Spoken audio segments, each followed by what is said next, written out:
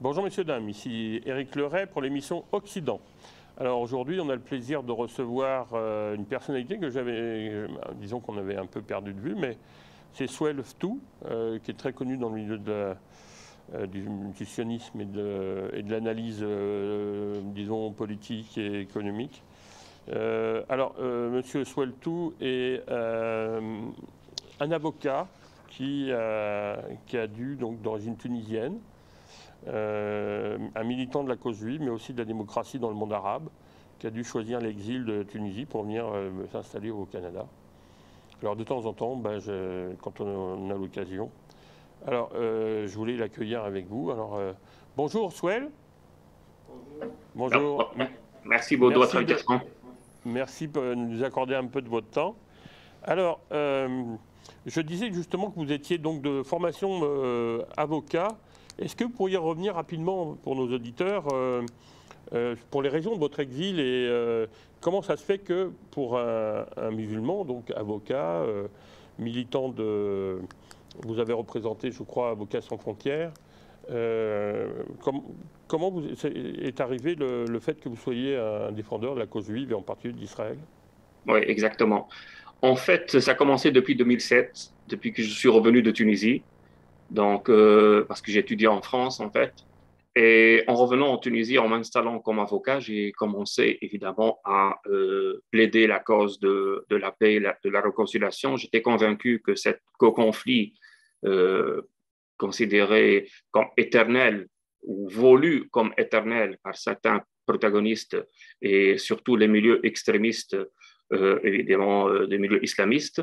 Donc, j'ai plaidé pour qu'on trouve une solution et qu'au moins on puisse avoir une idée différente de ce qui est déjà publié et connu. Là, je parle avant les accords d'Abraham, hein, je parle des années 2007, 2008, 2009, 2010. Ça n'a pas été facile. Bien sûr, il y avait les chantages, il y avait les harcèlements et tout ça. Et donc, arrivant ce qu'on appelle actuellement les printemps arabes, la situation sécuritaire en Tunisie et dans l'ensemble de l'Afrique du Nord s'est détériorée d'une façon vertigineuse, notamment avec la chute de Kadhafi, avec la chute de Ben Ali, avec la chute de Moubarak.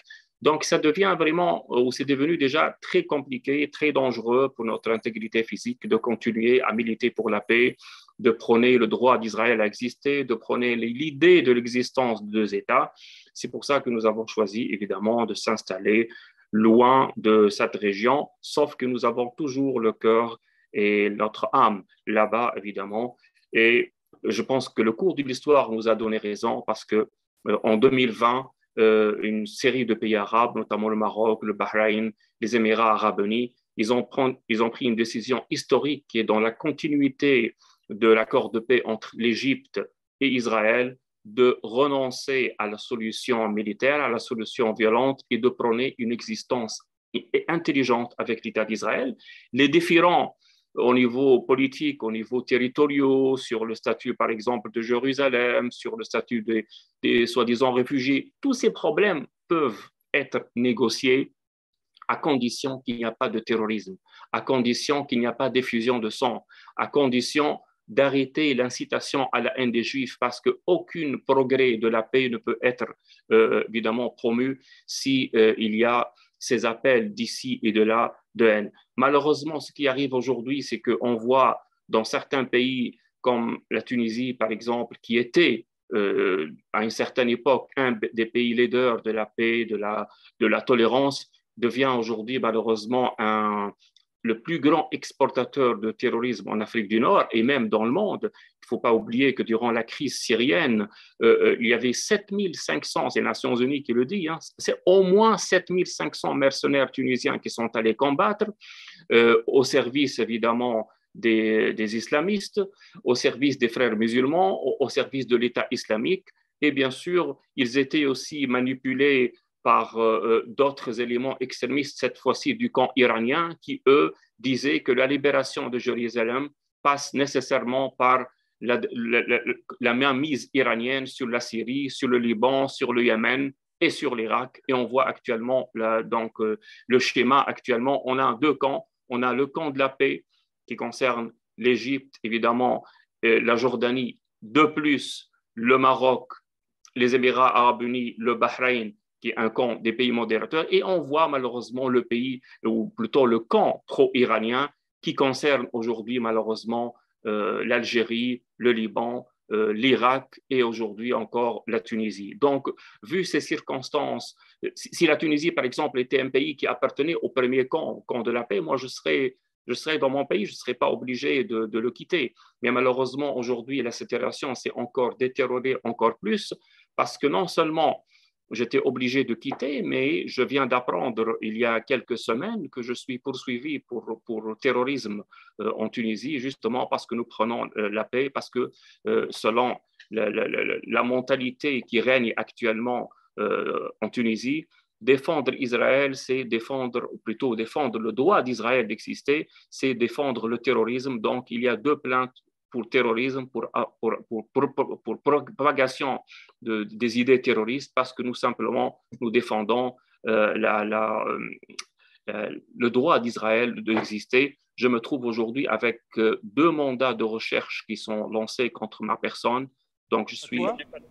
Non, non, non, pas Fatwa, je parle de mandat judiciaire, malheureusement. Ah oui. Donc, oui, nous essayons actuellement de résoudre cette question je n'ai pas encore ni médiatisé, ni donné ces détails. D'ailleurs, c'est une exclusivité pour vous, parce que j'ai beaucoup de respect pour vous, parce que vous me connaissez depuis longtemps, que je vous dis ça en exclusivité. On n'a même pas parlé de ça dans le mode off. Mais ces mandats sont très dangereux parce que la Tunisie pourra évidemment ou éventuellement demander mon extradition au Canada, du Canada vers la Tunisie pour vous juger pour terrorisme, parce que pour eux, parce qu'Israël est considéré comme un État terroriste, donc défendre son droit à existence, c'est comme défendre l'État islamique. Donc vous voyez, les lois antiterroristes qui ont été promues en 2010 pour évidemment lutter contre cette vague de terrorisme qui est venue après les printemps arabes, ces lois aujourd'hui sont utilisées contre les gens qui défendent la paix. Donc aujourd'hui, je me trouve dans la même situation que les extrémistes d'Al-Qaïda et de l'État islamique, rien que parce que je défends Israël. Vous voyez l'état dramatique où on est. Ça veut dire que la situation elle est plus pire actuellement en Tunisie que ce qu'était sous l'époque de Ben Ali. Parce qu'au moins à l'époque du président Ben Ali, il avait comme un deal. Vous pouvez parler, vous pouvez avoir des idées différentes. Seulement, il y a certaines limites. Vous comprenez? Par exemple, la police politique débarquait chez moi et m'obligeait parfois à publier des articles, ce qu'il disait patriotiques. Ça veut dire des articles faisant pour améliorer l'image de la Tunisie, pour la promouvoir et tout ça. Aujourd'hui, tout ça, c'est fini. Aujourd'hui, malheureusement, ce sont les islamistes qui gèrent notamment le système judiciaire tunisien, qui se trouvent otages de juges qui sont pro-Hamas, pro-islamisme, pro-État islamique. Et la loi antiterroriste est aujourd'hui utilisée contre toute personne qui prend la paix avec Israël, malgré qu'on est dans une circonstance régionale qui encourage ce virage vers la paix. Vous parliez disons d'attaque juridique contre vous, mais que pensez-vous, avant de parler d'Israël, de l'attentat contre Salman Rushdie, qui quand même, depuis 30 ou 40 ans, est sous le fait d'une fatwa? Est-ce que c'est une tradition dans l'islam ou est-ce que c'est vraiment lié au régime d'Iranien? Cet attentat, bien sûr, il y a la signature de l'Iran ici. D'abord, on a l'auteur de cet acte, évidemment, il est de Liban, donc ça montre bien qu'il y a une trace du renseignement, parce que vous savez très bien que le sud du Liban, c'est un bassin du recrutement des éléments du Hezbollah, donc cela montre malheureusement qu'il y a une pénétration des renseignements iraniens à l'intérieur même du territoire des États-Unis. Ça montre qu'il y avait un état de relâchement au niveau de la sécurité. Nous nous étonnons comment une personnalité qui est si ciblée par l'Iran, comment il n'y avait même pas des portières de sécurité ou des agents de sécurité qui surveillaient ou un détecteur de métaux. Cela montre bien qu'il y a certainement une complicité de la part il y a un État, il y a une organisation d'un État. Ça, c'est la première chose. La deuxième chose, cela nous montre que la vigilance est toujours de mise. Ça veut dire une fatwa qui date de 41 ans, elle est encore toujours valable. Mais malheureusement, les services de sécurité, il n'y avait même pas de garde du corps. Donc, les services de sécurité aux États-Unis, ils ont estimé que vu que cette fatwa, elle date de 41 ans, donc il n'y a plus aucun danger. Cela nous montre encore une fois que le terrorisme islamiste, il peut baisser la tête, mais il peut se lever quand il veut et où il veut. Et malheureusement, on a vu ce drame. Nous espérons que sa vie n'est pas encore en danger. Mais cela montre donc deux choses, évidemment, que la pénétration iranienne aux États-Unis, d'ailleurs, on le savait parce que depuis 2 ans et demi, depuis la liquidation du chef des gardiens de la révolution, Qasem Soleimani, nous savons que la revanche iranienne va venir. Ils l'ont dit d'ailleurs, qu'eux, ils vont choisir le lieu, les circonstances, le temps, l'espace et tout ça. Et ils l'ont fait. Ça, c'est le premièrement. Et là, deuxièmement, cela montre bien qu'il faut toujours être vigilant contre ces éléments de la fatwa et que c'est une grande faute, malheureusement, que l'Occident commet en ouvrant le dialogue avec l'Iran, en offrant le temps avec l'Iran. Nous voyons, par exemple, ces négociations à Vienne sans fin qui ne vont amener absolument à rien et qui offrent le temps pour le régime islamique de se rapprocher vers la bombe nucléaire, malheureusement. Alors, justement, pour rebondir, on voit bien qu'Israël est le seul à pouvoir combattre l'Iran et ils sont prêts à le faire si jamais ils voient que, disons, l'Iran va obtenir cette bombe atomique, parce qu'ils le disent depuis 30 ans ou 40 ans, ils veulent l'envoyer sur Israël. Mais comment ça se fait qu'Israël, avec toutes les guerres qu'elle a eues, elle est toujours traitée comme si c'était un État apartheid? Et récemment encore, elle a fait l'objet d'attentats. Quel est votre point de vue, vous, avocat de culture musulmane? Alors, je rappelle que vous avez fait une maîtrise en administration aussi à l'ENAP, hein, donc Oui, c'est ça. que vous avez une compétence donc, qui dépasse le cadre de la justice, mais j'aimerais avoir votre avis sur Israël, justement, sur d'abord, dans un premier temps, est-ce vraiment un État apartheid et pourquoi non? Et d'autre part,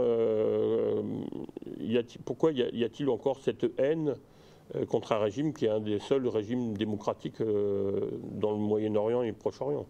Oui. Écoutez, les gens qui considèrent Israël comme un État d'apartheid, franchement, ils prennent le monde pour des imbéciles. Parce que depuis 1949, je répète, depuis 1949, il y avait des députés arabes à la Knesset, jusqu'à maintenant. Ils ont eu les grands postes. On trouvait par exemple des vice-présidents. On savait très bien que l'ancien gouvernement de M. Bennett, il a chuté justement à cause des partis islamistes, d'ailleurs, sur lesquels on ne pouvait pas compter. Mais ça, c'est un autre sujet. Donc, cela montre, la situation actuelle montre malheureusement que la propagande anti-israélienne, elle a des échos, non seulement dans les médias, mais dans les associations, dans les milieux intellectuels. Tout cela parce que nous, les gens qui défendent Israël ou les pro-israéliens ou les amis d'Israël, on n'est pas très énergétique, on n'est pas trop présent ni dans les milieux associatifs, ni dans les médias, ni dans l'université. On a laissé l'espace vide et donc cet espace vide, il a été profité, ça a profité évidemment pour les anti-israéliens, pour les pro-palestiniens, pour les pro-guerre, qui ont profité de notre recul, de notre relâchement, de notre manque d'énergie, de notre manque de détermination aussi. On le connaît parce qu'on réagit beaucoup moins, on est beaucoup moins présent. Par exemple, regardez, lorsqu'il s'agit d'une manifestation pro-palestinienne, vous allez trouver des centaines de milliers parce qu'ils ont une capacité de mobilisation dans les milieux associatifs, dans les milieux des étudiants, dans les milieux de journalistes, que nous, les pro-israéliens, nous ne l'avons pas. Pourquoi? Parce que nous sommes mal organisés, on n'a pas un agenda clair, chacun travaille dans son coin, on est très divisé par des petits détails comme ça, parce que par exemple, dans ce qui concerne le conflit de l'Ukraine, par exemple, le camp pro-israélien il a été divisé, certains ils étaient neutres, certains étaient pour la Russie, une partie était pour l'Ukraine, alors que le clan pro-palestinien, c'est un clan qui est toujours uni, c'est un clan qui est toujours créatif, c'est un clan qui cherche toujours à améliorer, et d'ailleurs l'expansion du mouvement de BDS, c'est une expression comment ce mouvement il est en train de prendre de l'ampleur et il est en train de coloniser les esprits, coloniser les places dans l'université, de prendre évidemment des places stratégiques au sein des conseils d'administration des grandes universités, que ce soit Harvard ou Oxford, et ça c'est très inquiétant. De tout cela, donc, Israël se trouve aujourd'hui seul à défendre sa souveraineté, à défendre son intégrité territoriale et à défendre ses citoyens. Regardez aujourd'hui, l'Iran, elle est à deux bouts d'arriver à la bombe nucléaire et nous n'avons pas aucune position claire des États-Unis. Est-ce qu'elle serait, oui ou non, capable de défendre Israël, de prendre ça veut dire, sa situation comme une superpuissance pour assumer son rôle au Proche-Orient, un rôle qui est de défendre la seule et la unique démocratie dans le Proche-Orient. Aujourd'hui, le progrès de l'Iran et toute les ramifications de l'Iran, que ce soit au Yémen, que ce soit au Bahreïn même, que ce soit au Koweït aussi. Vous voyez, l'Iran aujourd'hui, elle a un plan. Même en Algérie, actuellement, on a appris que l'Algérie devient malheureusement une nouvelle base iranienne en Afrique du Nord pour menacer évidemment les intérêts israéliens au Maroc, pour menacer l'intégrité territoriale du Maroc. Aujourd'hui, l'Iran dépense des centaines de milliers de dollars pour encadrer, pour entraîner les agents du Polisario qui luttent contre le pouvoir marocain. Donc, on voit que le clan iranien, le clan pro-palestinien, le clan anti-israélien, il agit territorialement, militairement, médiatiquement, politiquement, médiatiquement, intellectuellement, au niveau universitaire. Et malheureusement, le clan israélien, je ne dirais pas il est paralysé, mais nous avons beaucoup de travail à faire, notamment en matière de communication, en matière de promotion de l'image de l'État d'Israël, pour contrarier, pour montrer que dans l'université israélienne, il y a 53% des médecins qui sortent chaque année de l'université de Haïfa, ce sont des Arabes. Vous comprenez, pour montrer que dans beaucoup d'associations de défense des droits de l'homme, regardez les associations Bat Salim, par exemple, l'ordre des avocats en Israël, le nombre des avocats, le nombre des médecins, le nombre des infirmiers, il est en train de progresser. Aujourd'hui, dans certaines universités, par exemple, comme je dis à Haïfa, on me dit que 50% des étudiants en médecine presque sont des Arabes, si on inclut les musulmans. Et donc, Israël est loin d'être un pays apartheid. D'ailleurs, je veux vous rappeler qu'à la Knesset, il y a 120 députés. Sur ces 120, il y a 10. Ça veut dire à peu près 20% presque des députés, si on fait un calcul mathématique, 20% des députés sont, si on compte Meretz, c'est les partis de gauche, alors les partis pro-palestiniens ou arabophiles à la Knesset sont de l'ordre de 20%.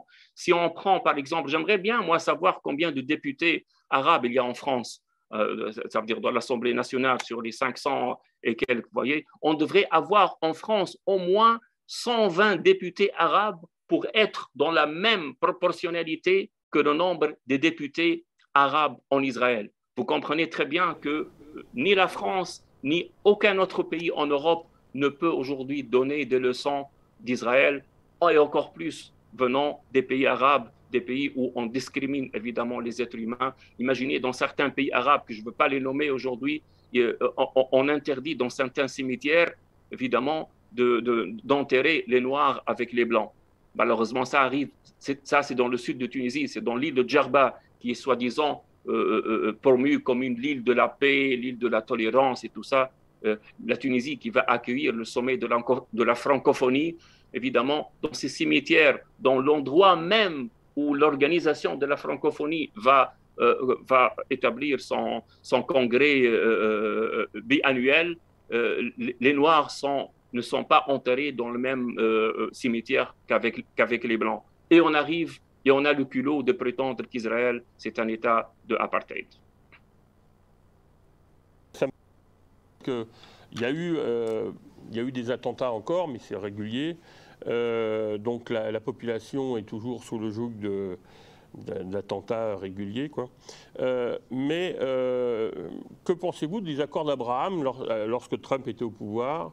Et que pensez-vous des attaques qu'il fait l'objet aujourd'hui, qui paradoxalement, d'après Guy Miller, qu'on a reçu quelques fois, pourrait peut-être le servir pour revenir au pouvoir? Alors, dans un premier temps, les accords d'Abraham, et pensez-vous qu'il va peut-être revenir au pouvoir? C'est très possible, évidemment, parce qu'actuellement, les accords d'Abraham, qui a pu profiter, par exemple, des accords d'Abraham, c'est Joe Biden. Vous pouvez Joe rappeler ce Biden, que c'est? oui, Vous pouvez pardon? rappeler ce que c'est les accords d'Abraham? Ok. Les accords d'Abraham, ce sont des accords de paix qui ont été négociés entre l'administration américaine et le Maroc, les Émirats arabes unis et le Bahreïn. Ils ont été négociés en secret dans ces 4 capitales-là, que ce soit à Washington, à Rabat, à Manama et à Abu Dhabi. Ils ont été négociés et puis ils sont sortis d'un seul coup. Donc, 3 États arabes qui ont. Et après, ça a été rejoint par le Soudan. Donc, on a du coup 4 pays arabes, 4 pays musulmans qui ont décidé d'un seul coup de rejoindre le camp de la paix qui contient déjà l'Égypte et la Jordanie. Donc, nous pouvons parler au niveau de la population. On a au moins actuellement 69% de la masse populaire des pays musulmans, ils vivent dans des pays qui ont des accords de paix. Ça, c'est un succès vraiment stratégique pour Israël.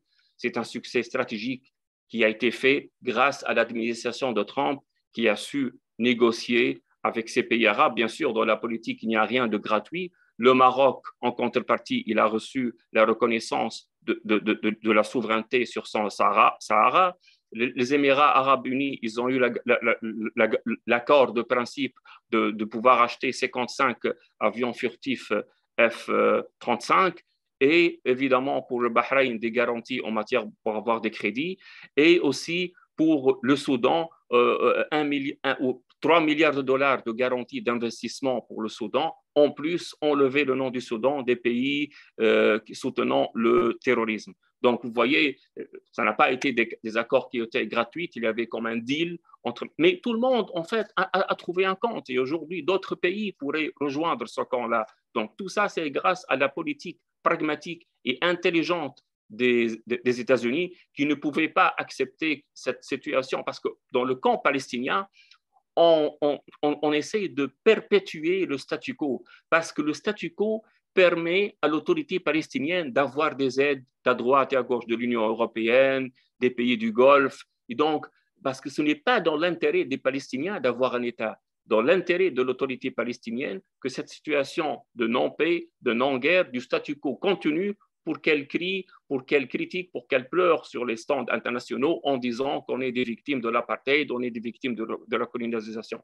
M. Trump a été très intelligent, il a fait des accords avec ces pays-là sans lier le processus de la reconnaissance d'Israël avec le résultat des négociations israélo-arabes. Parce qu'on commençait au début, dans les accords de paix précédents, ça veut dire de l'Égypte, par exemple, il n'y avait pas ce volet économique, vous comprenez? Mais maintenant, il y a ce volet économique. Ça veut dire chaque pays qui reconnaît le droit à Israël d'exister, il a une contrepartie, que ce soit politique comme le cas du Maroc, ou une contrepartie qui est politique comme pour le cas du Bahreïn ou pour le Soudan, ou une contrepartie militaire comme c'est pour le cas pour les Émirats arabes unis.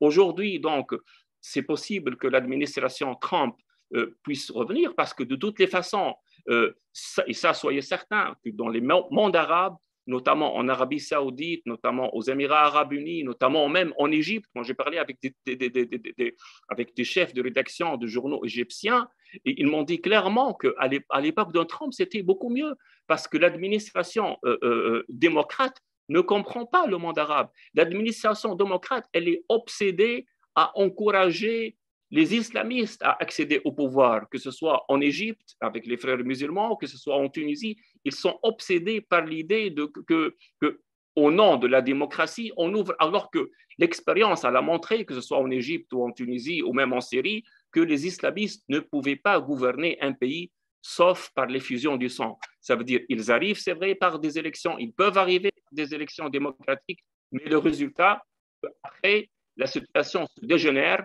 et on se trouve dans le cas comme une guerre civile en Libye ou une guerre civile en Syrie. Dans ces pays-là, ça prend un régime qui est fort, un régime qui est je dirais, qui est capable de lutter contre, qui a la capacité, qui a la volonté, comme par exemple en Égypte, le régime d'Abdel Fattah Sisi. Regardez l'Égypte aujourd'hui, elle réalise un taux de progrès économique et de croissance 8,2%. Donc, ce qui est, c'est le taux de croissance, je pense qu'il est le plus fort grâce à sa stabilité économique, parce que les acteurs économiques, les investisseurs des pays du Golfe, ils veulent investir dans des pays où il y a stable, où il y a une visibilité.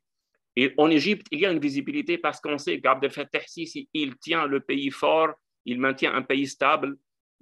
Mais le problème avec les démocrates, avec l'administration de Biden, c'est qu'ils veulent, sous le prétexte de la démocratie, ils veulent ou ils aident d'une façon indirecte les islamistes, les frères musulmans à encore arriver au pouvoir. Je vous donne un exemple, un autre exemple. En Tunisie, aujourd'hui, à partir du 25 juillet de 2021, les islamistes, ils ont été délogés par un coup d'État, disons, ça veut dire constitutionnel du président Kais Saïd.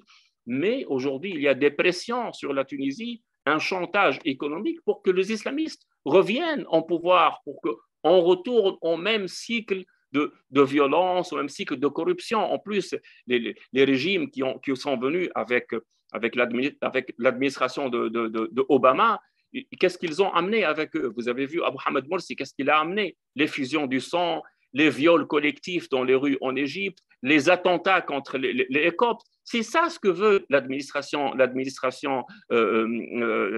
démocrate. Elle veut le retour des islamistes. Elle mise sur les islamistes. Donc aujourd'hui, dans l'ensemble des capitales arabes, que ce soit à Rabat, que ce soit à Tunis, que ce soit au Caire, que ce soit à Riyad, on attend avec impatience le retour des républicains parce qu'eux, ils ont bien compris que le plus grand danger sur l'instabilité et sur le futur de ces pays, c'est le terrorisme intégriste et que l'islam n'est pas compatible avec la démocratie. Cette idée, les démocrates ne le croient pas. Les démocrates américains croient qu'il est compatible, que tu peux être un islamiste et être un démocrate.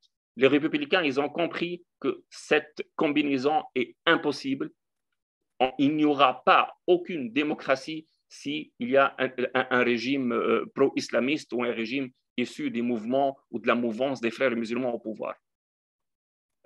Que pensez-vous de l'élection de Biden et puis actuellement des attaques contre Trump?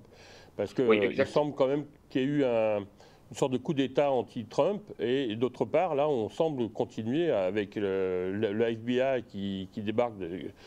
Jamais un président américain dans l'histoire américaine n'a jamais été traité aussi durement, surtout qu'il y a eu un procès. On a reconnu que toutes les histoires, même la procédure d'impeachment, était un montage du Parti démocrate. Les Clinton n'ont simplement reçu qu'une amende à payer, alors que là, la justice, souvent placée par Obama d'ailleurs, les éléments s'acharnent contre Trump. Exactement. Ce qui se passe actuellement aux États-Unis, on peut le résumer en 2 points.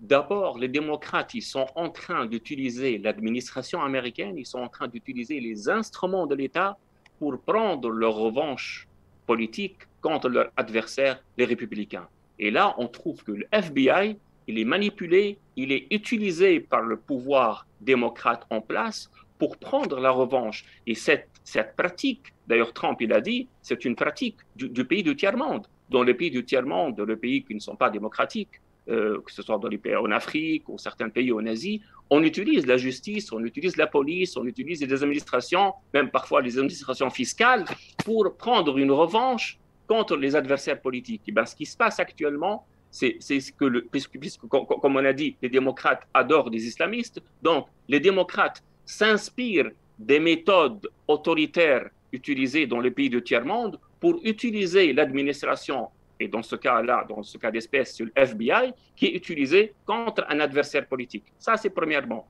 Deuxièmement, la façon dont les démocrates agissent au niveau de la scène intérieure américaine a un écho très négatif à l'extérieur. Aujourd'hui, l'image des États-Unis, elle s'est détériorée d'une façon assez grave. Pourquoi? Parce que même dans les pays autoritaires, on dit que regardez que on peut évidemment utiliser, comme les démocrates, évidemment, les instruments de la justice, les instruments de l'État, la police, le FBI contre nos adversaires politiques. Donc, les États-Unis, aujourd'hui, malheureusement, elle a perdu toute crédibilité. Je parle de l'administration des États-Unis démocrates. Elle a perdu toute crédibilité de défendre que ce soit les droits de l'homme, que ce soit la démocratie, en utilisant de cette façon le FBI contre un adversaire politique. Donc, et ça entache l'image des États-Unis, ça touche de sa crédibilité au niveau international et malheureusement, ça discrédibilise les gens qui veulent, ou les démocrates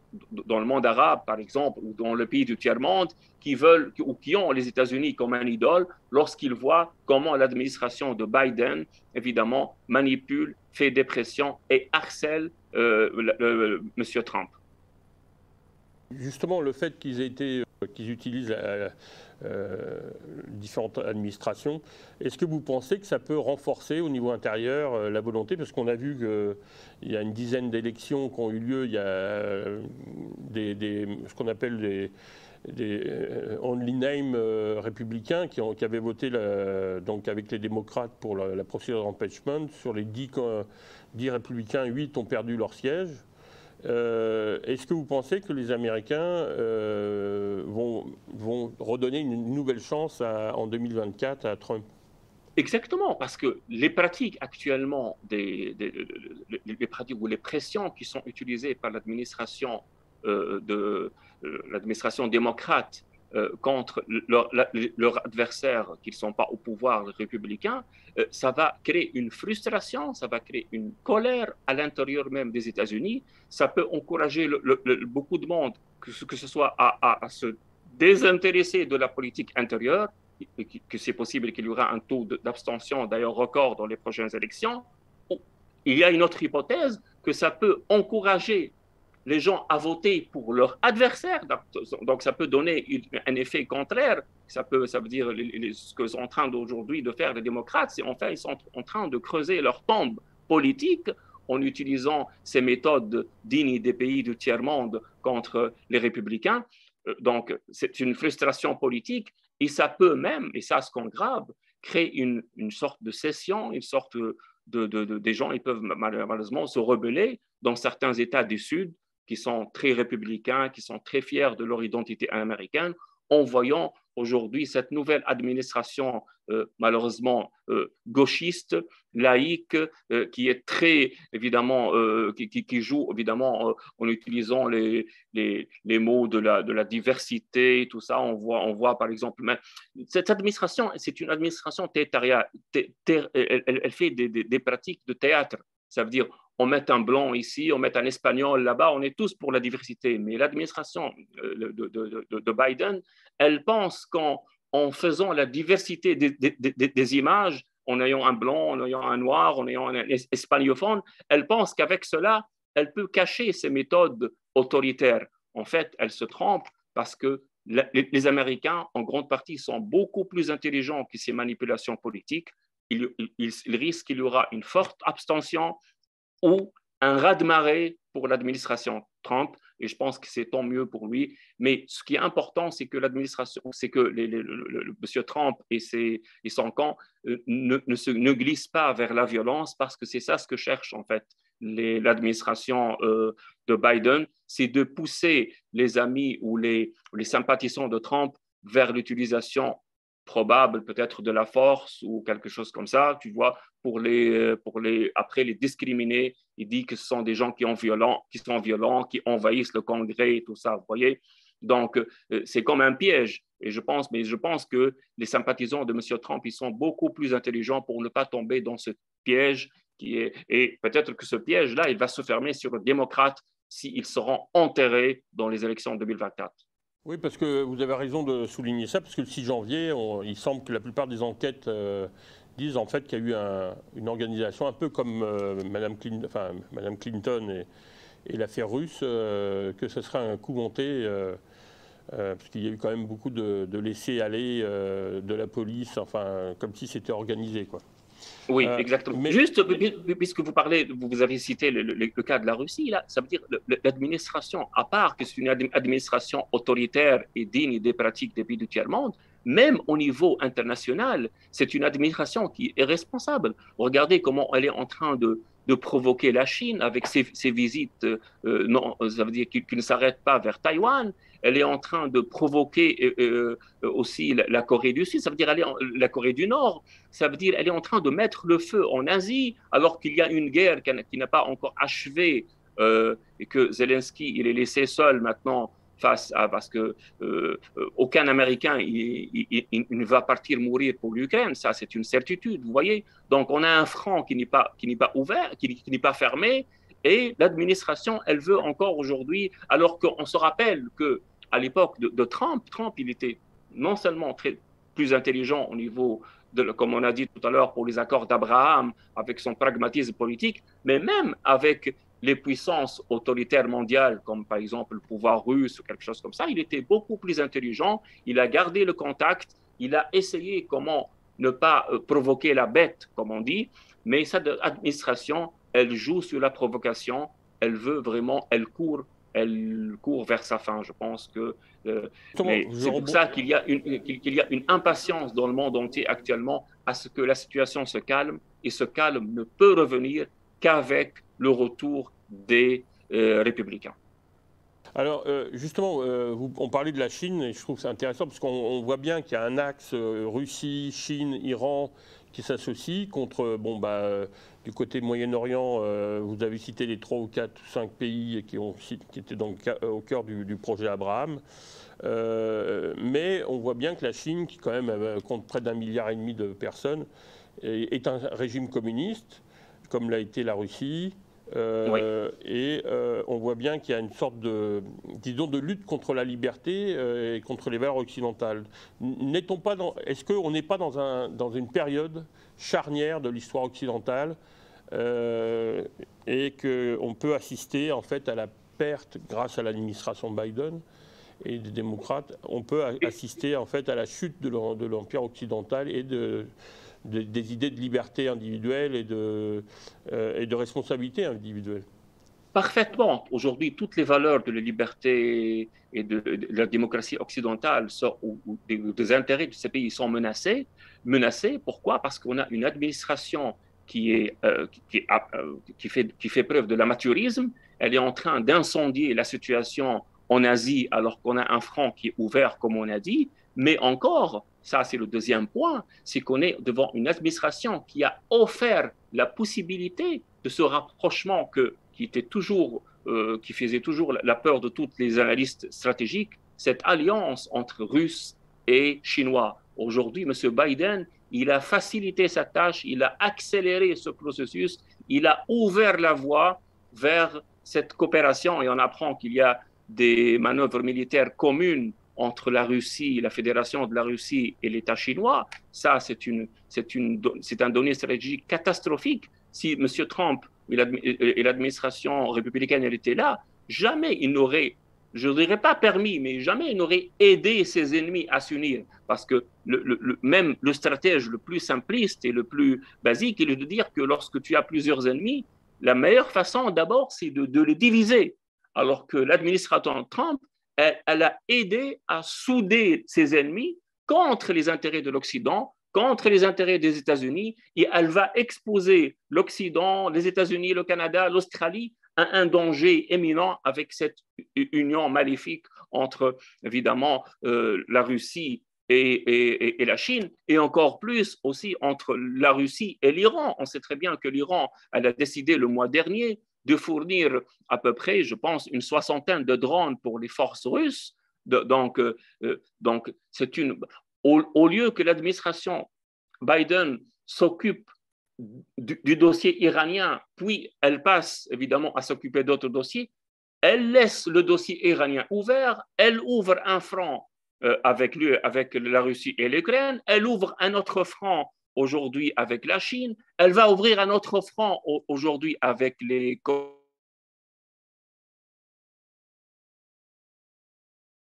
Donc, on est devant une administration qui est en train d'incendier le monde. Moi, je ne suis pas anti-américain, mais je suis pour les États-Unis républicaine qui est très modérée, qui est très intelligente, qui divise ses ennemis. Aujourd'hui, M.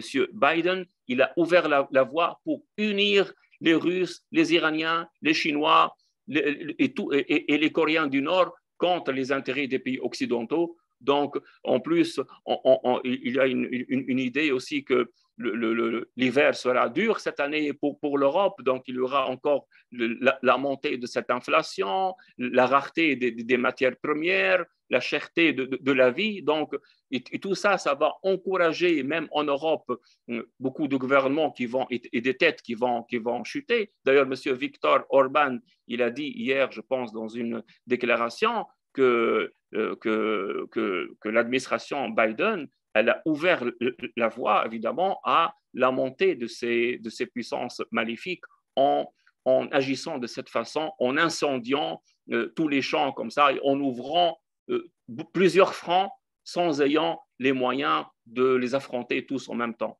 Vous comprenez? Donc cette idée d'ouvrir plusieurs fronts en même temps, d'une façon simultanée, c'est une façon suicidaire. Je pense que ça veut dire non seulement l'administration Biden, elle va se suicider à l'intérieur, mais elle va ouvrir malheureusement la possibilité à l'Occident de se suicider. Donc, je dirais que nous espérons que les mois à venir seront vraiment plus calmes, bien que les signes ne sont pas très encourageants. Très bien, merci beaucoup. C'était une bonne conclusion, je pense, sur une première retour médiatique pour vous. Merci beaucoup. Je rappelle, messieurs, dames, que nous étions avec Swelf Tou, avocat d'origine tunisienne, qui est détenteur aussi d'une maîtrise en administration de l'ENAP et qui commentait l'actualité, en particulier pour montrer les dangers que l'Occident et ses valeurs de liberté individuelle et de liberté d'expression, on l'a vu avec l'attentat de Salman Rushdie, et confronté donc à un danger existentiel. Et voilà, merci beaucoup. Vous parlez de la victoire d'Israël sur le djihad islamique, qui est quand même un point positif. Hein. Tout à fait. Bah, écoutez, oui, ça c'est une bonne idée. Écoutez, je vous propose une nouvelle émission. Ok, merci beaucoup. On en reparlera. À bientôt. Merci, Swelf. C'est un élément positif. Au moins, c'est un élément positif. Tout à fait. En 3 jours, Israël a pu dissuader ses ennemis. Merci beaucoup. Merci beaucoup, Swelf Tou. Et donc, merci, messieurs, dames. Et à une prochaine émission.